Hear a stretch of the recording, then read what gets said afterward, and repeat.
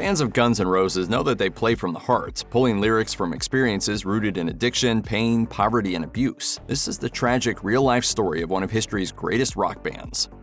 This one is perhaps as unsurprising as it is tragic, but each and every single one of the Appetite for Destruction era band members came from a broken home. Drummer Steven Adler's father left the family when he was a kid. His resulting problematic behavior forced his mother to send him to his grandparents in Hollywood, where he met Saul Hudson. Hudson, popularly known as Slash, was also the child of divorced parents. They'd split in 1974 after years of trying to hold a marriage together while in separate countries. Like Adler, Slash neglected school and indulged in substance abuse. Also like Slash, Adler fell in love with rock music. Naturally, the two decided to form a band. It never materialized, but they did search for a bassist long enough to meet one Michael Duff McKagan, a Seattle punk transplant with a passion for music and an addiction to alcohol. Duff's parents were also divorced. Meanwhile, Indiana natives Jeffrey Isbell, known as Izzy Stradlin, and childhood friend William Bailey, better known as Axl Rose, were also the products of broken homes. Stradlin's parents divorced when he was 8, while Axl's parents split when he was still 2. Axl has since described his childhood home as intensely religious, and he claims he and his siblings endured regular physical abuse as children. LA's Sunset Strip was, in the mid-'80s, a scene of both ascendant rock and roll glory and shattered dreams. For every Rat or Poison that went on to multi-platinum success, there were countless bands that called it a day after getting nowhere. Guns N' Roses is arguably the most legendary band to break out of the scene, but its constituent members were in multiple failed bands before forming their most famous group. For example, the band Road Crew, consisting of Slash, Steven Adler, and Duff, briefly sought a singer but disbanded in less than a year with no releases. Slash and Adler would later join Hollywood Rose, in which both Axl Rose and Izzy Stradlin were playing. However, despite having 4 of Guns' later 5 classic members, this group would also fall apart before achieving any notable success. Then, Rose and Stradlin would go on to join LA Guns. Unlike Road Crew and Hollywood Rose, LA Guns would in fact get a record deal and achieve moderate success at the tail end of the decade, without either Rose or Stradlin. However, like Road Crew and Hollywood Rose, they're far more famous for being the band that contained future members of Guns N' Roses. After forming Guns N' Roses in 1985 and having a few practice sessions, the boys decided to launch their first West Coast tour. However, the absence of a working vehicle, money, ticket sales, or any reputation made for a rough time. The car the band did have, into which they packed all their gear, broke down a few hours north of LA and left them stranded. Unwilling to wait for repairs, they decided to abandon their heavier equipment and hitchhike to as many gigs as they could get to. When they got to Seattle, none of the very few patrons present in the bars they played in were interested in the scrappy no-name outfit that reeked of beer and sweat. Unimpressed with the lack of business the band drew in, at least one club owner refused to pay until the boys cornered him in the back office and threatened significant bodily harm. The band then had to hitchhike back to LA with barely enough money for gas station food to get them there. However, several members have since cited the challenges of the so-called Hell Tour as what cemented their friendship.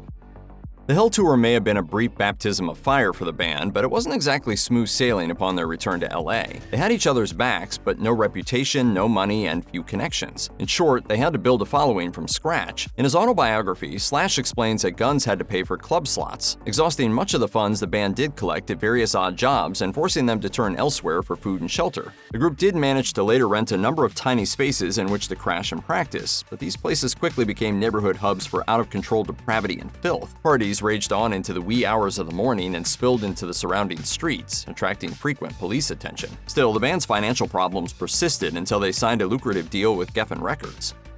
Appetite for Destruction, the band's 1987 debut, took the world by storm when monster hits like Sweet Child of Mine and Welcome to the Jungle began getting regular radio and MTV video rotation roughly a year after the album's release. In Mick Wall's War, the unauthorized biography of Axl Rose, Tim Collins, the manager of Aerosmith, for whom Guns was opening for in 1988 when Appetite topped the charts, said, "They basically just exploded." Rolling Stone magazine showed up to do a story on Aerosmith, but Guns N' Roses ended up on the cover of the magazine. Suddenly, the opening act was bigger than we were. Months later, Guns N' Roses co-headlined England's Monsters of Rock festival. During Guns' performance, a moshing crowd of more than 100,000 repeatedly rushed the gate near the stage, risking a human crush. Axl repeatedly stopped the set to demand that they take several steps back. However, the music ultimately continued, and so did the chaos. After their set, the band learned 2 fans had indeed been killed. The group was devastated, but the media blamed them for the tragedy and slapped them with the moniker of, quote, the most dangerous band in the world. I'm going home.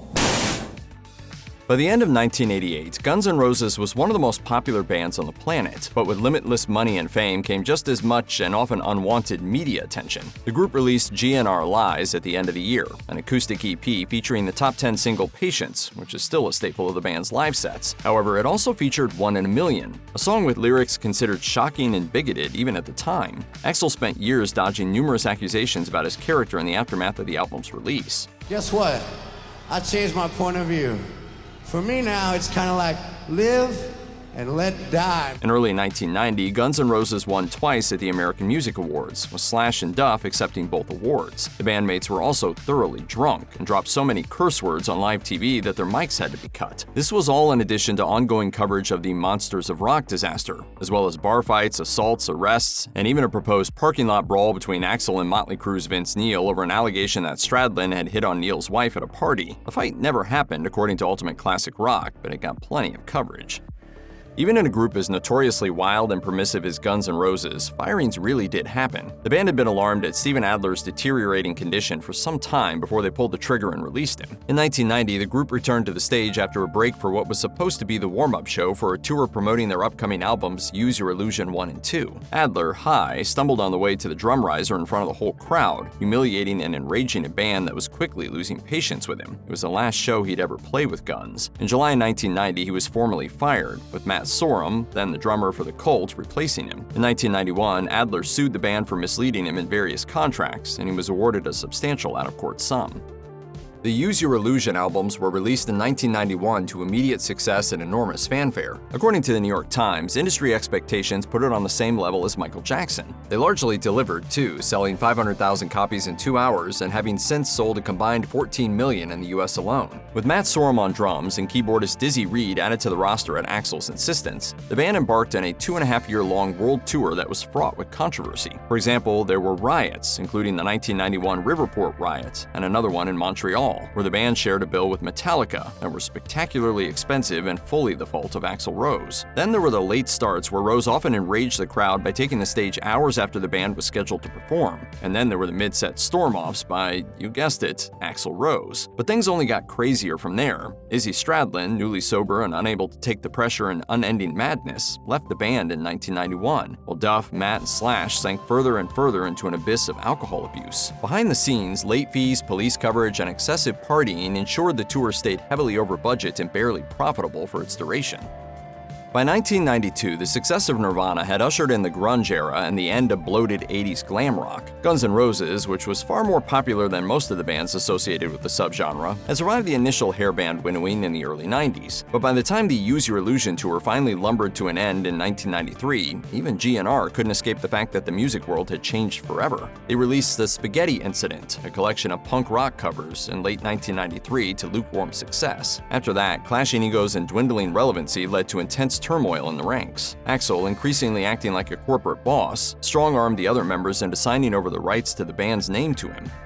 I don't think I should even give them the credit to say that they're very conscious of that which they are doing. In 1996, Slash quit the group over increasing frustration with Axl's demands and the band's inability to record new music. Duff also left the following year, while Axl fired Matt Sorum. By 1998, he was the only original member remaining.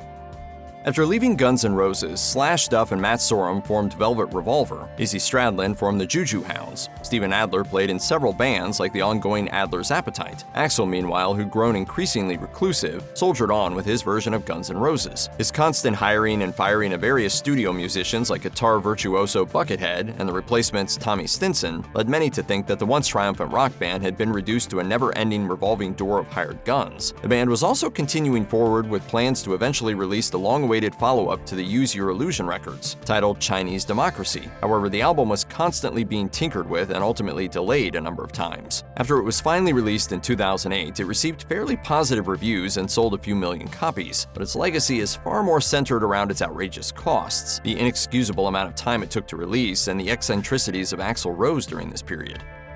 Duff McKagan, bloated from years of drinking, nearly died in 1994 when his pancreas effectively exploded, leaking digestive enzymes into his body. In order to survive, he got sober and healthy. Slash briefly died from a heroin overdose during the Use Your Illusion tour, according to the BBC, but he was revived. In 2001, at age 35, he was diagnosed with congestive heart failure and given a month to live. However, he too sobered up, and with the help of a surgically implanted defibrillator, he's long since cleared his expected expiration date. Years later, after getting pneumonia at a Cher concert he attended and being forced off cigarettes for several weeks to recover, he decided to ride the momentum and kick that habit for good too. Steven Adler had spent the majority of the 90s plummeting further into drug addiction, even being arrested in 1995 for felony heroin possession. The next year, he suffered a stroke that left him with a permanent speech impediment. In the years since, drug-induced depression led him to attempt suicide on a number of occasions. Thankfully, Adler failed and is currently doing well. Guns N' Roses welcomed a number of musicians over the years as the band's lineup turned into something of a revolving door. One of the often forgotten members was Danish musician Ole Beich, who served as the band's first official bassist. Speaking about Beich to Ultimate Guitar, original GNR guitarist Tracy Guns explained how Beich left Denmark to move to Los Angeles in 1982, joining LA Guns at first. However, as someone who had played with the Merciful Fate and other heavy metal bands, GNR's music wasn't quite to his taste. He really wanted to play metal, and we had turned into more of a blues-influenced heavy rock band. In 1991, news broke that Beich had died at the age of 36. According to the Music's Over, Beich drowned in a lake in Copenhagen, Denmark. As Guns reported, the bassist suffered from depression but was a great guy with a strong sense of humor. Time deceives, and while most fans associate Slash with the guitar position in Guns N' Roses, Richard Fortus has shredded for the act for over 2 decades now. Joining the band in 2002, he is officially one of the longest-serving members of the group after Axl Rose and Dizzy Reed. While the GNR gigs keep him busy on regular trips to Paradise City, he has still found the time to lend his 6-string talents to other bands, including a long stint in the Dead Daisies. However, in September 2015, the Dead Daisies posted the disappointing news that Fortus wouldn't be joining them for an Australian tour. Hopping onto his Facebook page, Fortus explained the reasons for his absence, writing, "On September 17, 2015, I was involved in a motorcycle accident. As a result, I broke my shoulder blade, collarbone, 6 ribs, and a toe. I have a bruised lung, lacerated liver, and a concussion." While the list of injuries sounds horrific and painful, Fortus expressed his surprise that his physicians told him he was going to make a full recovery. And while he had to miss shows for the first time in his career, the prognosis was accurate and he recovered from his injuries and continues to tour with GNR. The Buckethead was only in GNR for 4 years. The KFC bucket-wearing shredder certainly left a mark on the band. For most of his career, few people knew who the person under the bucket was. However, in 2017, Buckethead peeled back the layers to reveal more of the man behind the act, Brian Carroll. Speaking on the Coming Alive podcast, Buckethead discussed a medical matter related to his heart. The musician explained how he had dealt with a condition that caused his heart to beat out of rhythm. And while he expressed it wasn't something new, it became progressively more noticeable and, quote, really intense. So I went to the doctor and they said, "Oh, you're on the verge of having a stroke." Buckethead underwent a treatment called cardiac ablation and received medication. However, he still felt the effects of the condition. He expressed that living with the illness was scary and it could make even walking through a room difficult. Despite the challenge, the musician expressed how the experience was an eye-opener about how precious time is and spurred him on to do all the things he wanted to do. Ron Bumblefoot Thal served as a guitarist in Guns N' Roses from 2006 to 2014. Sadly, while speaking with journalist Mikkel Elbeck, Bumblefoot explained he was involved in a car accident that left him with significant injuries in 2011. He recalled how he had nerve damage in both arms and dealt with severe amounts of pain, but he made the decision to get back in the saddle and tour with GNR. He added that he wasn't in the best space physically or mentally at the time and attempted suicide while on tour in 2011. He explained, "I'm not a drinker, but I tried to drink myself to death in the hotel room in New York and just didn't tell anybody that my goal was to die." Bumblefoot explained how the period after the accident proved to be tumultuous and life-changing for him, but he eventually found help. He recalled, "After a year, I had to go through a 112-day very strict cleanse to get all the drugs and residue and everything out of my body, and I had to start reading as part of that cleanse a lot of books from Indian gurus, and Richard Fortus would actually recommend lots of books for me and all kinds of things to help." No matter the time or era, Guns N' Roses never struggles to sell out shows across the globe. However, the return of the beloved Slash and Duff McKagan to the fold in 2016 ensured that any gig would be simply unmissable now. The gang was back together, and fans traveled from far and wide to catch the rock and roll legends live and in the flesh. In April 2016, GNR performed in Mexico City, Mexico, as the audience descended on the capital city for a special show. Tragedy struck, though, when a bus crash claimed the life of one fan and injured many others on the way to the concert. According to Excelsior, a bus driver lost control of the vehicle and overturned it on the Mexico-Querétaro highway. A 35-year-old passenger named Mauricio Ballesteros Zamora died, while nearly 30 others were injured in the accident. In response to the accident, the band posted a sentimental message to X, formerly known as Twitter. It read, "We in Guns N' Roses are shocked and extremely saddened to hear of the horrifying bus crash en route to our Mexico City show yesterday. Our thoughts and hearts are with the family of Mauricio Ballesteros Zamora. We are so very sorry for your loss. We hope for a speedy recovery to the 29 other injured fans. Godspeed."